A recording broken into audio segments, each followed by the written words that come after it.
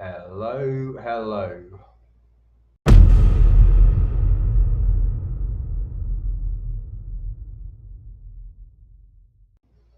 Thought I'd just do that for fun.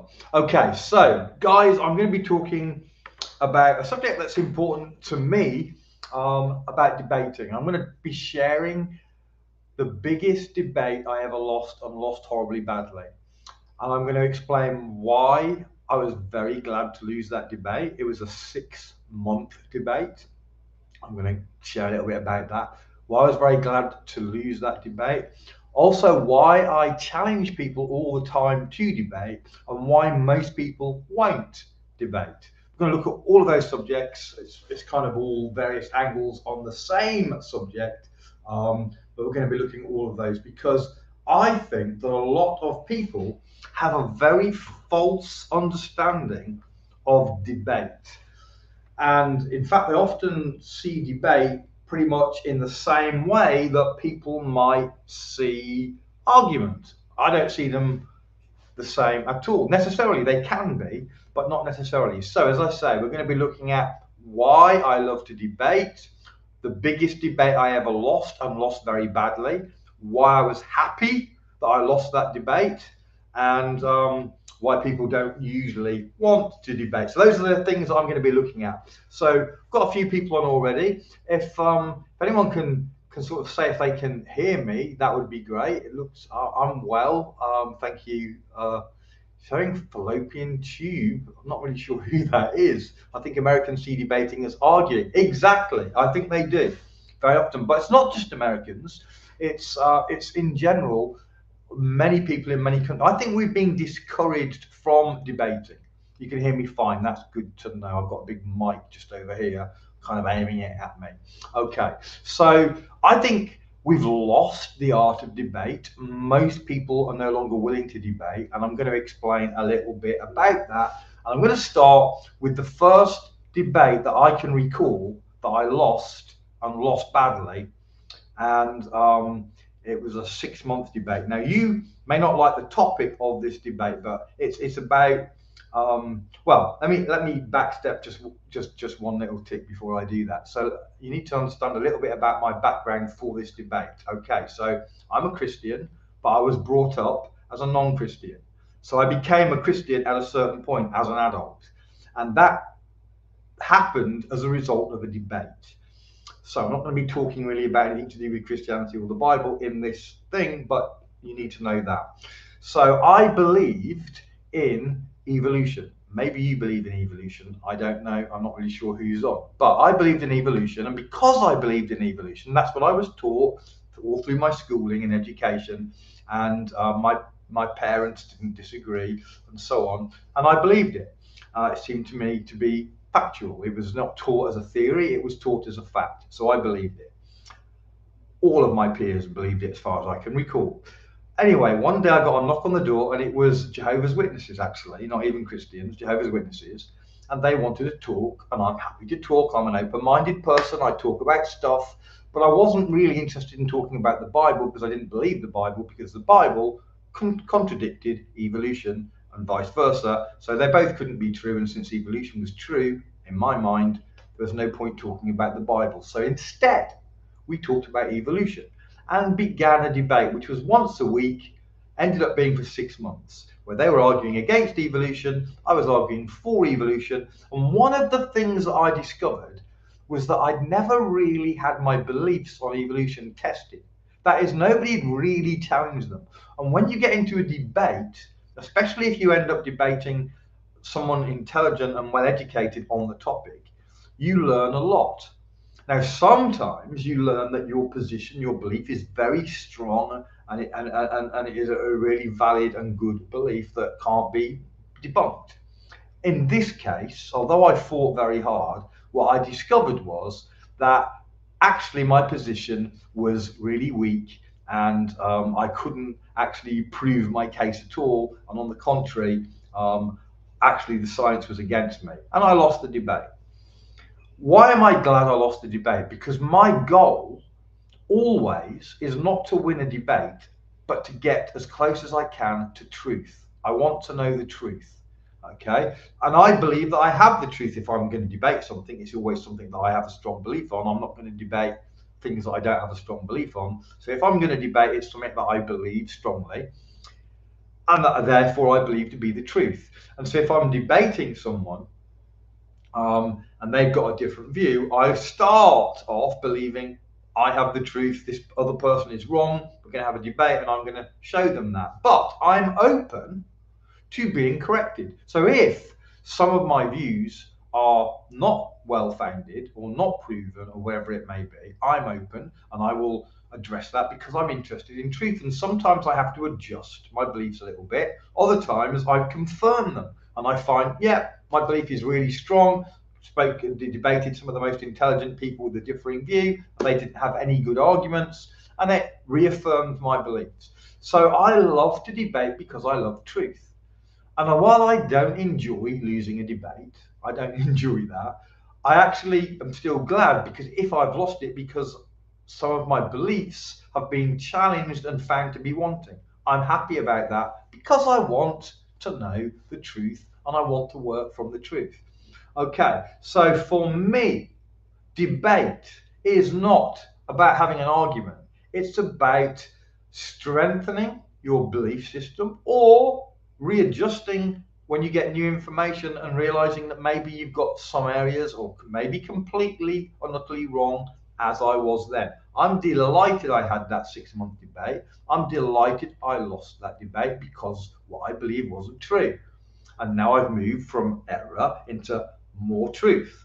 And there's still lots more things that I don't fully know or don't understand or whatever. And I hope every year that I've learned some more things and I found out new stuff. And the best way I know to do that is to debate intelligent people with different views to yourself. That's the best way. And so one of the reasons I challenge people to debate is because either I want to show that they're wrong, and at the same time, I want to test my own beliefs and see if maybe in some areas I'm wrong. And that should be the goal of everyone in a debate. Now, I'm going to be honest, there's sometimes I want to slap somebody down because they're talking trash. Sometimes my motives are a little bit different. But mostly if they're a respectful person, then I want to respectfully debate them and ascertain the strength of views. And again, sometimes I'll change my views.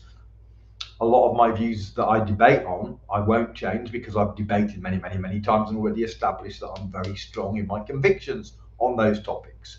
But you never know who you're going to debate and what they're going to bring up that may shift your perspective. So I love debate because it's a fantastic way to A, learn, or B, confirm what you already are believing. So why is it that so many people won't debate? And there's a couple of reasons. And one of the reasons, and if you've got another reason that I don't think of, then please type it in and say what you think. But the first reason is many people's beliefs are based on very little information. They don't do the research, but they still post as if they are an expert on something. In a post, they'll do that. No, you're wrong because whatever. But when you challenge them to a debate, they don't really have enough knowledge to have a debate.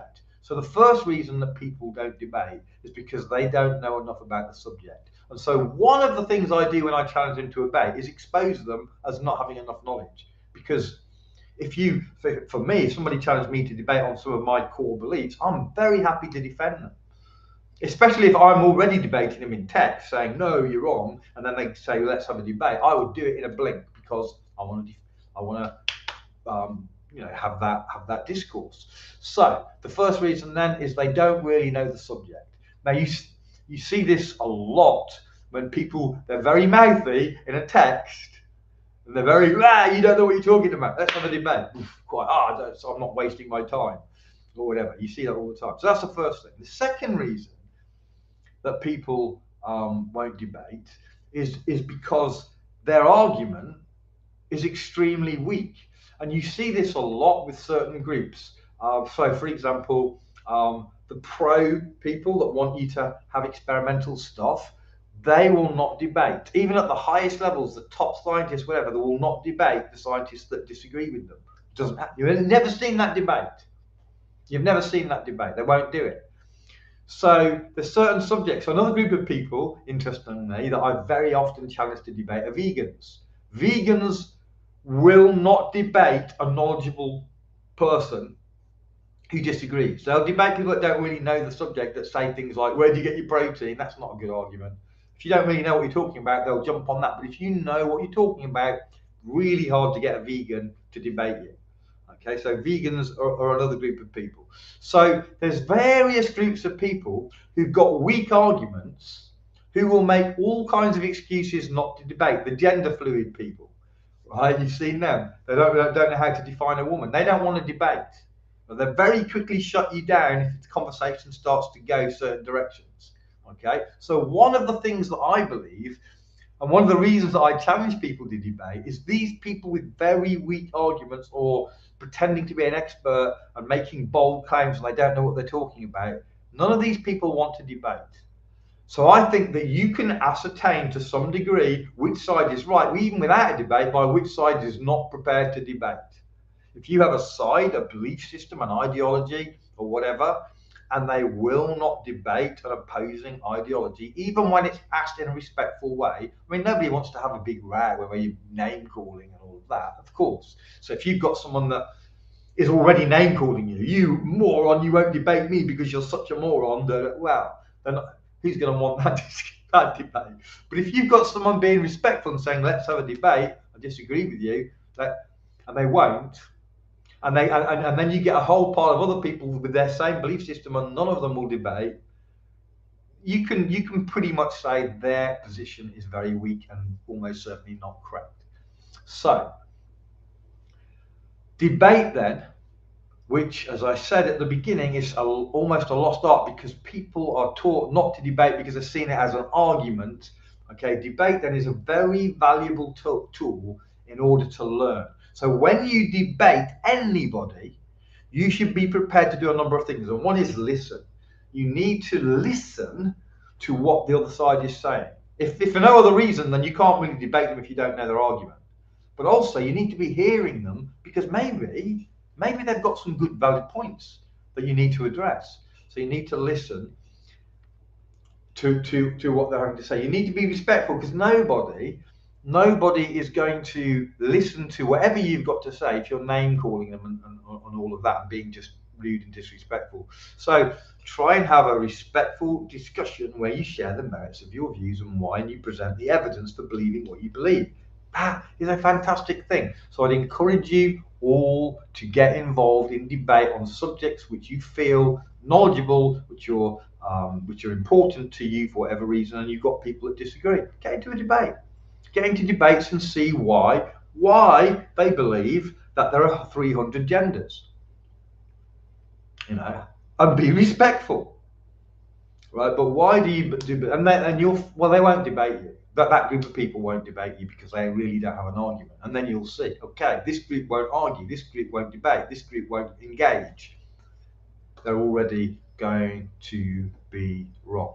So there you have it. That's why I love having respectful debates with intelligent people. It's no fun debating stupid people because you can prove something beyond any shadow of a doubt, and they carry on like you haven't done anything. So hopefully you want to debate someone who also is reasonably, at least somewhat intelligent, understands the topic that you're debating well, and is open as well to being corrected. Sometimes I'll debate someone who is not open, and the reason I'm debating them is really so when other people watch, they can learn what kind of rubbish the other side is spouting. So hopefully that's given you guys got something in my throat there. Hopefully it's given you guys something to think about. If anybody has anything to add, then post it below. If anybody wants to debate on any of the subjects that I talk about a lot and you disagree with me, happy to have that debate. I have discussions all the time with people where we totally disagree and we're able to do it fully respectfully. And as I say, that's great. So there's no need to get nasty or name calling or whatever else. So there you have it. God bless you all. Have a great day. And as I say, if you want to throw something into the thank you for that comment. If you want to throw something in, then happy to have a discussion on that. Okay, goodbye everyone.